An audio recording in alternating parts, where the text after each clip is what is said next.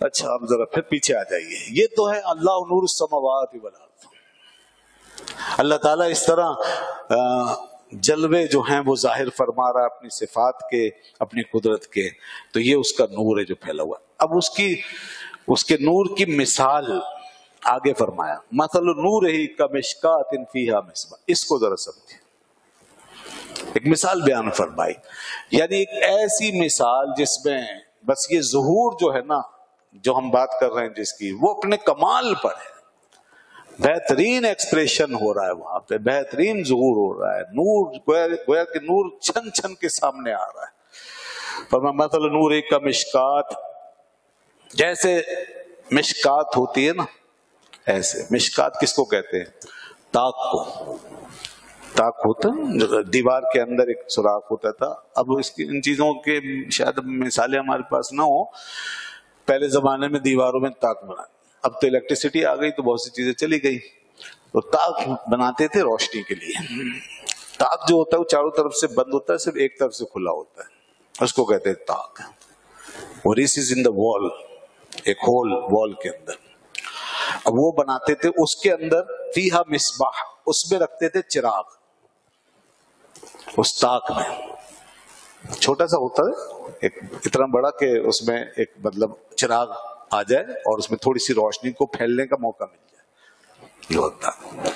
اچھا اس سے بھی چھوٹا جو ہوتا ہے نا سوراخ، اس کو تاکچہ کہتے ہیں اردو میں. یہ تاک کہلاتا ہے جو اپنے سائز میں ہوتا ہے، اور اس سے چھوٹا ہوگا تاکچہ کہلائے گا. تاکچہ کا مطلب چھوٹا ہے. 6 جب لگا دیتے ہیں تو اس سے تصغیر ہو جاتی ہے. جیسے باغچہ، باغ بڑا ہوتا ہے اور چھوٹا ہو جائے تو اس کو کہیں گے باغچہ. تو صحیح لفظ ہے باغچہ، مگر اردو میں باغیچہ مشہور ہے. باغیچہ یہ غلط طور پہ مشہور ہے، یہ بنے گا باغچہ. جیسے تاکچہ، تاکیچہ نہیں بولتے، تاکچہ بولتے. تو ایسے باغچہ ہے. اور وہ شاید جو آج گاؤں دیہاتوں میں بناتے ہیں، باہر ایک بڑا سا حجرہ گھر کے حویلی میں ایک کونے میں، تو اس کو اوتاق بولتے ہیں. تو وہ اسی کی جمع میں شاید بنا دیا کہ وہ ایک بڑا حجرہ ہو گیا، اس میں بہت ساری چیزیں آ گئیں. تاک میں تو ایک ہی چیز رکھتے ہیں، چراغ. تو اس میں بہت سے لوگ جیسے عارضی طور پہ بیٹھ گئے، مہمانوں کو بٹھا لیا، کچھ وہاں کوئی سیٹنگ کر لی، تو اس کو اوتاق بولتے ہیں. اس طرح بنا کے رکھتے ہیں، تو وہ اسی سے اوتاق. تو بہرحال تاک کا مشکات، مشکات کہتے ہیں تاک کو. اور حدیث شریف کی ایک کتاب ہے بہت مشہور، اس کا نام ہے مشکات، جو ایک بہت پرانے بزرگ نے لکھی ہے، پوری دنیا میں مشہور ہے، مشکات شریف. تو وہ یہی لفظ ہے مشکات. مشکات المصابیح، یعنی مصابیح ہو گئے چراغ، مصباح کی جمع، اور مشکات ہو گیا تاک. تو چراغوں کا تاک. چراغ کیا ہے؟ حدیثیں. اور یہ کتاب کیا ہے؟ اس کا تاک. تو یہ مطلب انہوں نے لیا اس لیے یہ نام ہے. اللہ فرماتا ہے فیہا مصباح، اس تاک میں چراغ ہے. تاک کے اندر چراغ ہے، لیمپ. المصباح فی زجاجہ. اور یہ جو چراغ ہے یہ ایک زجاجہ کے اندر ہے. یعنی اس طرح ہے کہ تاک کے اندر زجاجہ ہے. زجاجہ کا مطلب ہے فانوس. فانوس. اور اس فانوس کے اندر ہے وہ چراغ. یعنی وہ فانوس کیسا ہوتا ہے؟ شیشے کا. اب تاک تو بن گیا دیوار میں، اس کے اندر ہے شیشے کا ایک فانوس. زجاجہ شیشے کا ایک فانوس. کتنا خوبصورت منظر ہے. اب بالکل اندھیرا فرض کریں ایک بڑے ہال میں، اور وہاں پہ ایک ایسا تاک تصور کریں، اس میں رکھا ہوا ایک فانوس اور اس کے اندر جل رہا ایک چراغ.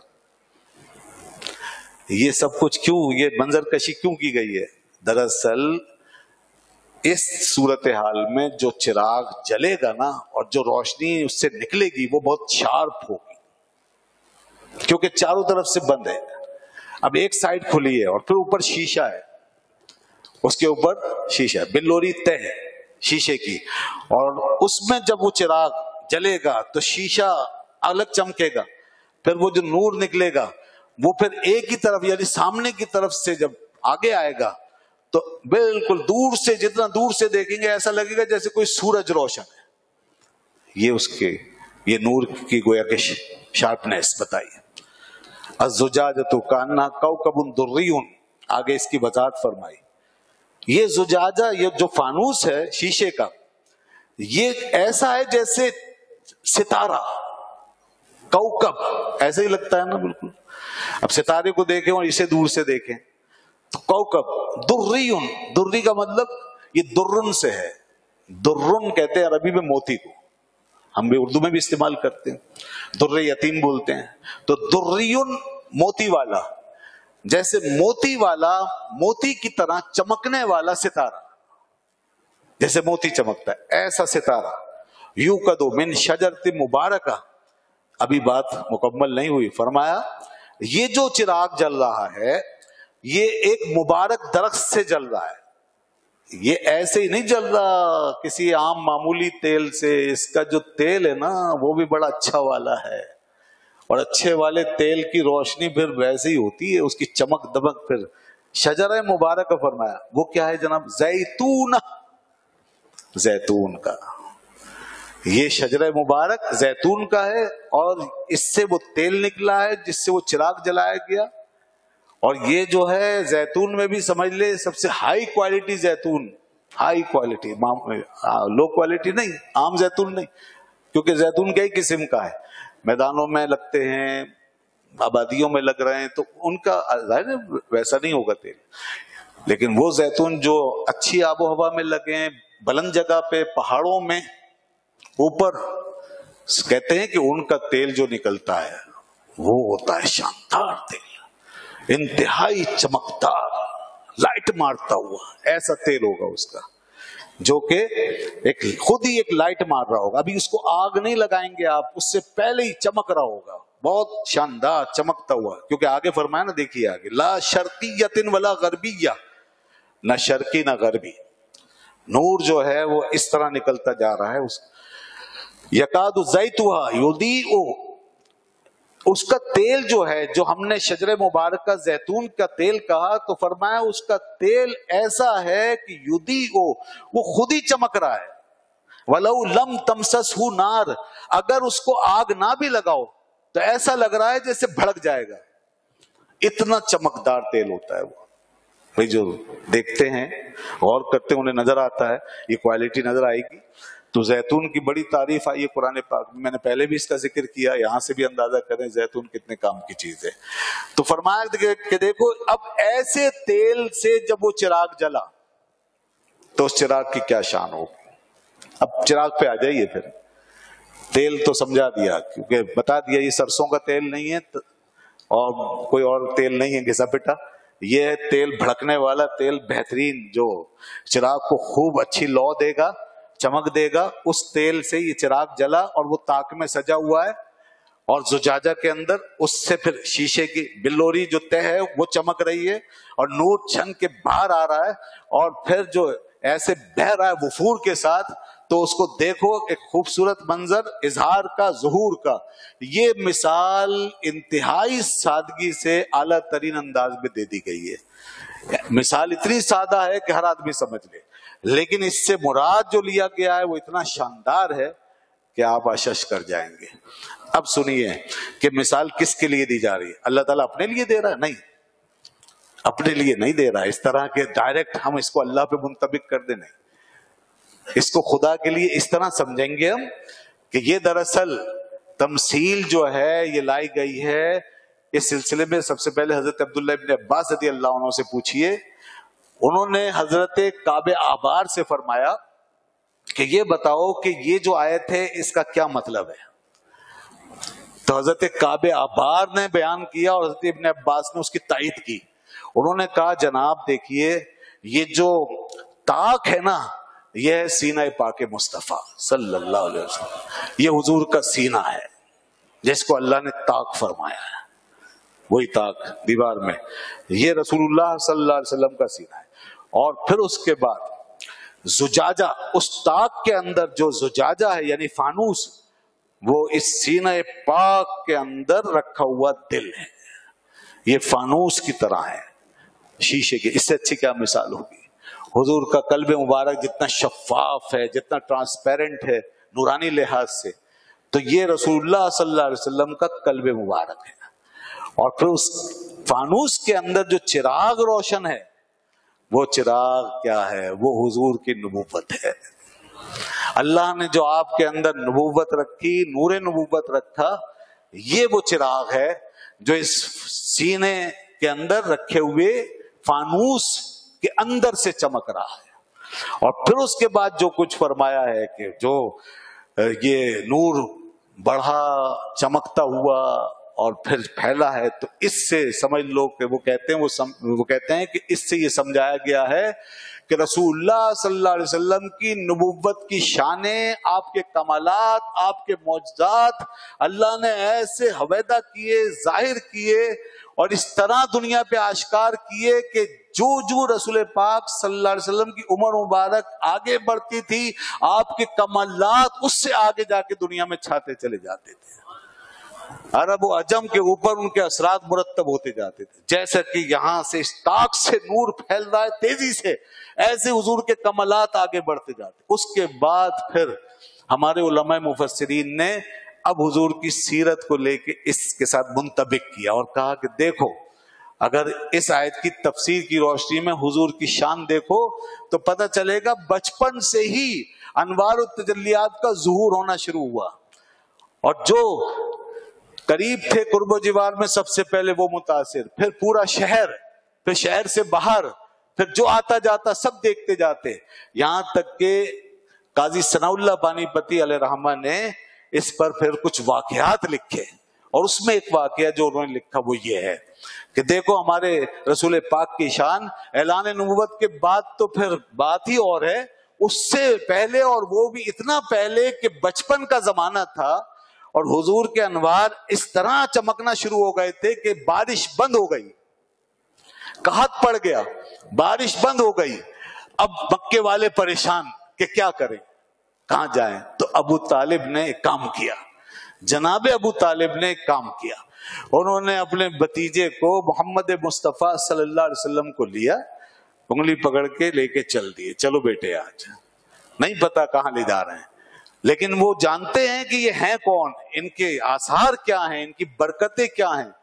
تو وہ لے گئے حرم میں اور لے جا کر کے پھر وہاں ان کی طرف اشارہ کیا، اے اللہ یہ ہے، اے اللہ یہ ہے، بس ہم اس کو لائے ہیں۔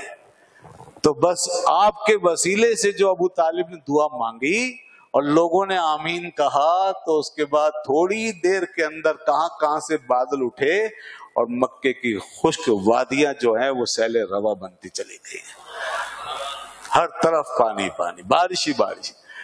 اس پر ابو طالب کا جو قصیدہ ہے نا، اس میں ایک شعر آیا ہے، وہ سنیے، وہ بہت مشہور ہے، بخاری شریف میں بھی موجود ہے۔ اس واقعہ کے بعد انہوں نے جو قصیدہ کہا، قصیدہ تو بہت طویل ہے، اس میں ایک شعر یہ ہے، وَأَبْيَضُ يُسْتَسْقَى الْغَمَامُ بِوَجْهِهِ ثِمَالُ الْيَتَامَى عِصْبَةٌ لِلْأَرَامِلِ۔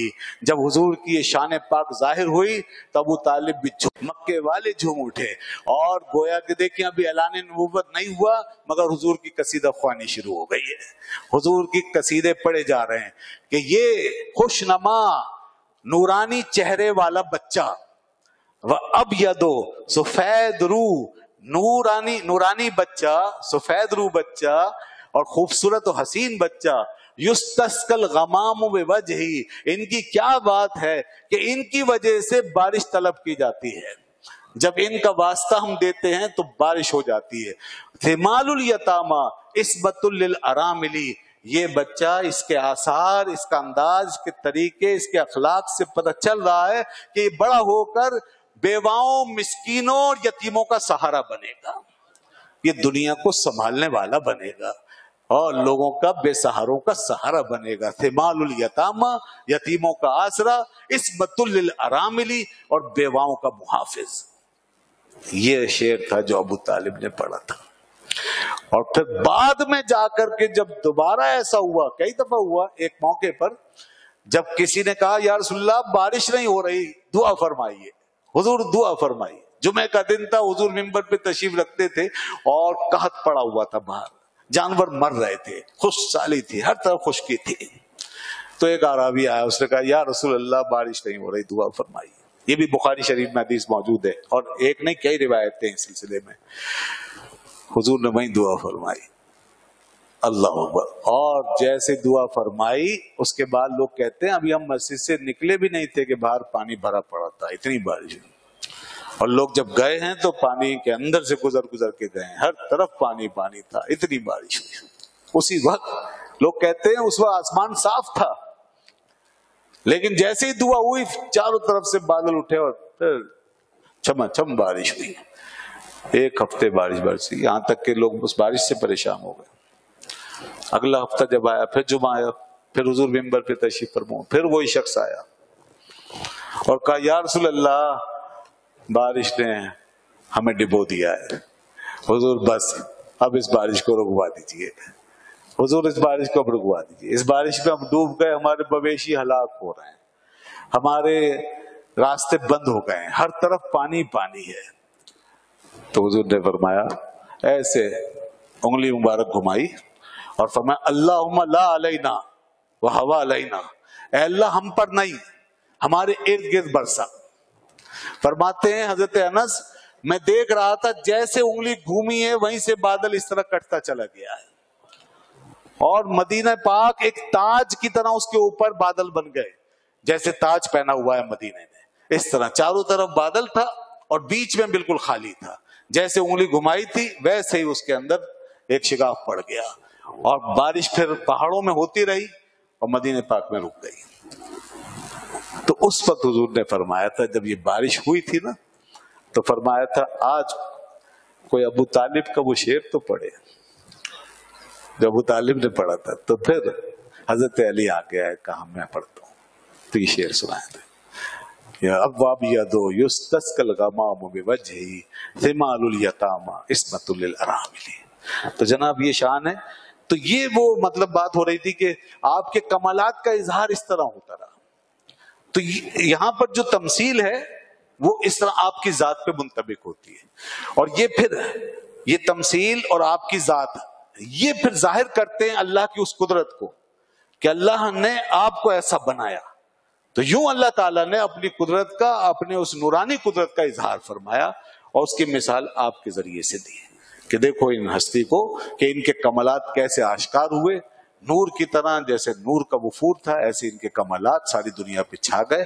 لوگوں نے لکھا اگر حضور نبوت کا اعلان نہ بھی کرتے نا بالفرض، تو بھی اللہ نے آپ کی ذات میں ایسے انوار، برکات و آثار رکھ دیے تھے جو پہلے سے ہی جو ہے وہ آپ کی ذات سے پھوٹ پھوٹ کے نکل رہے تھے، اور لوگ ان کا مشاہدہ کر رہے تھے۔ اللہ تعالی ہمیں قرآن کی بھی سمجھ عطا فرمائے اور اپنے محبوب کی شان بھی سمجھنے کی توفیق عطا۔ وآخر دعوانا الحمدللہ رب العالمین، الحمدللہ رب العالمین۔